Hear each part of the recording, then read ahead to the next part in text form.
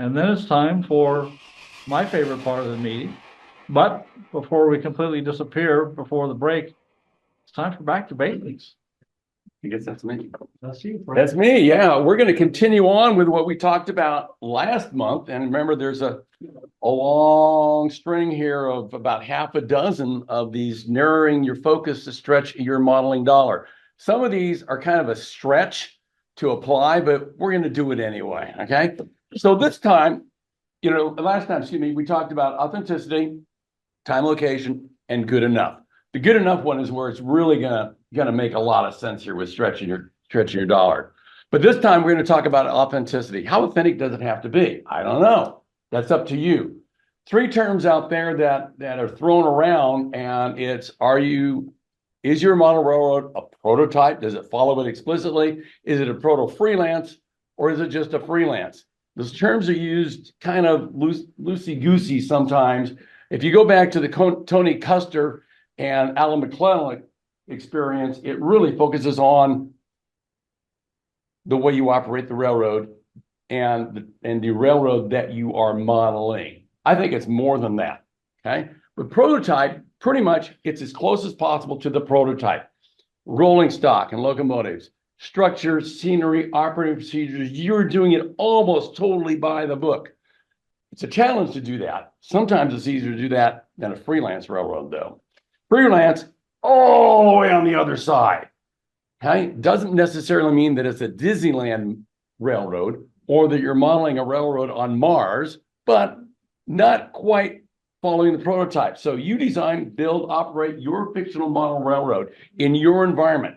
So whatever rolling stock locomotives you want to use, mix, match, whatever, the structures are not following a prototype. The scenery is not one specific place in the world. Where is that? It's in my mind. Well, that's a pretty cool town. Where'd you come up with that idea? And that's the whole idea. You came up with that here, not by looking at maps, photos, and so forth. And then your operating procedures.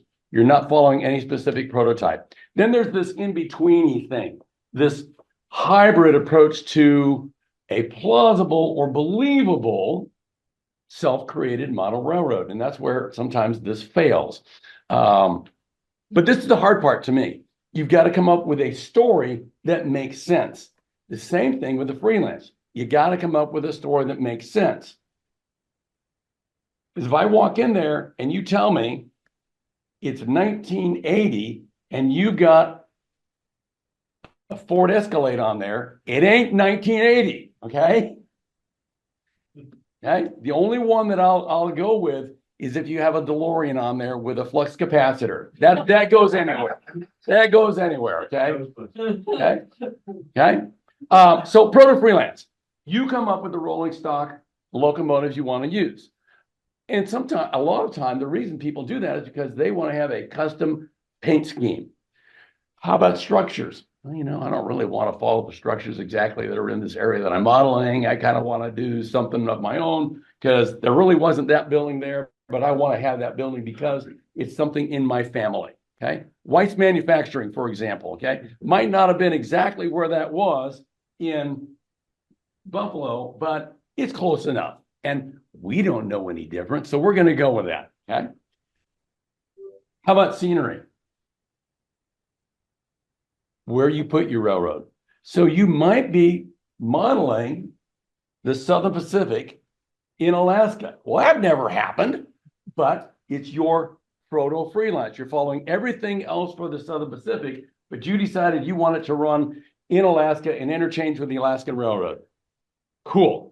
If that's your story and you can come up with a believable scenario, I'm okay with that. Okay. I'm okay with that. Then operating procedures, that's probably where we fudge the most, isn't it, Rick? Oh, yeah. Oh, yeah, absolutely.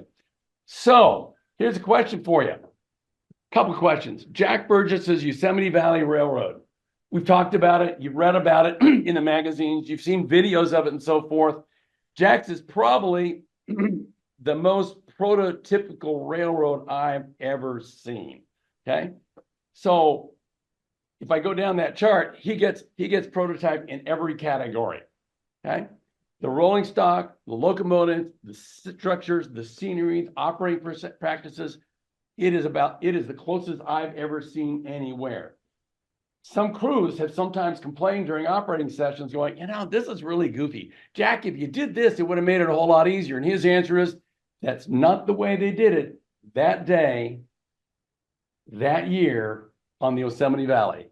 He's using switch lists that the crews actually used on those days to replicate the railroad.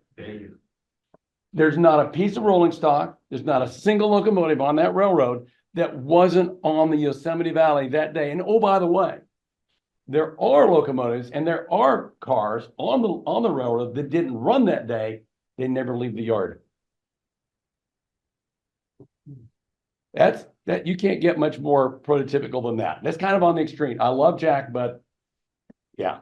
How about Russ's New York Central? Didn't he have to scratch it?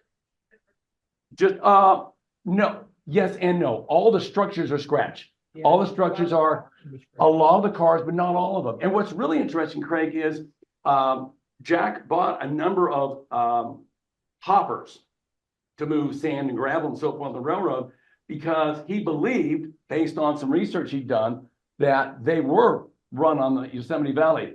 He later, 5-10 years after that, found out they were not. He sold them all. Oh, yeah, I mean, he was in that box, and we loved him for that. What about Russ's New York Central layout? What do you think? Prototype, Proto-Freelance, or Freelance? Proto-Freelance, probably more than anything else. Rolling stock and locomotives, pretty darn close to the prototype. What do you think, Russell? Sure, we'll go with that. Is there anything on the layout that would not have been appropriate in your year in that area? Well, I think you pointed out one time that there's a scenic cruiser bus over in Dunkirk that really came along about 57, but I like those, so it stays.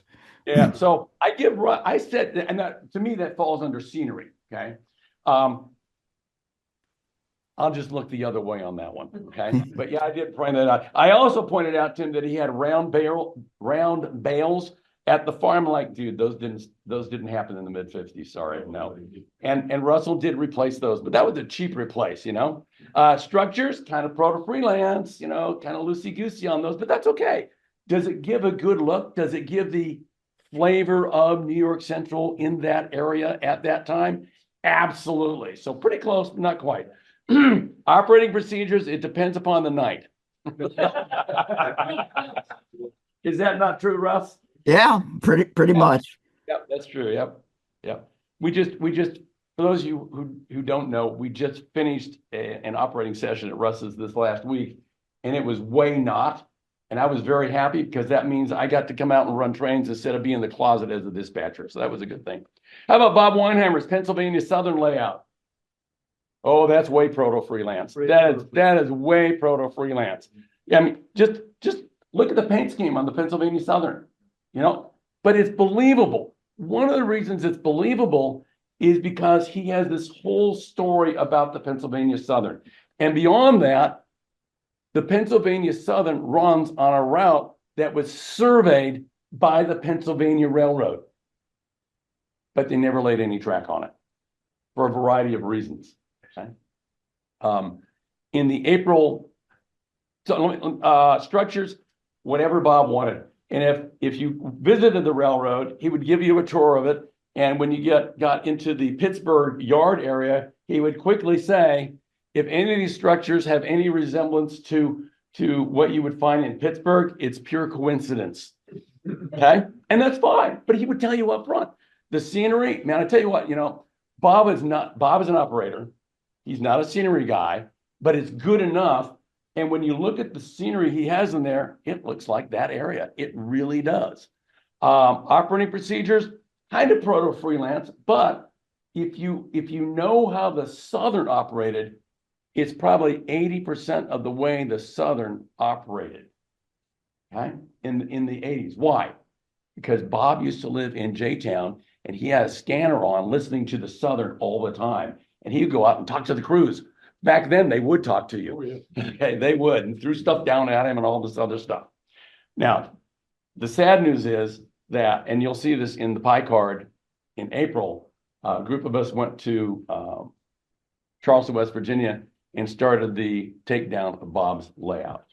So the layout is still there. It's actually being disassembled and moved 30 miles west to someone else's house. And if that sounds crazy for a big layout, it started here in Louisville. It moved to Philadelphia and then to Charleston. So it'll survive a 30-minute drive probably.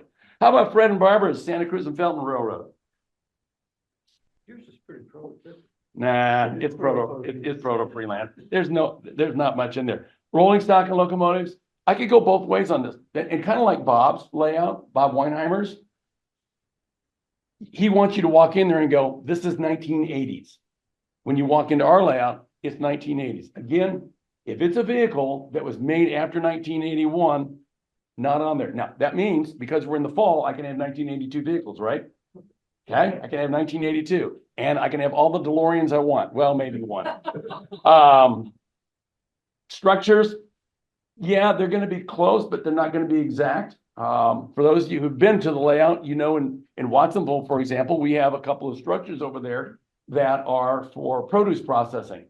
If you look at pictures of the area, you go, yeah, those are pretty kind of sort of close. And they're just cardboard boxes right now. That's all they are, but they're kind of sort of close.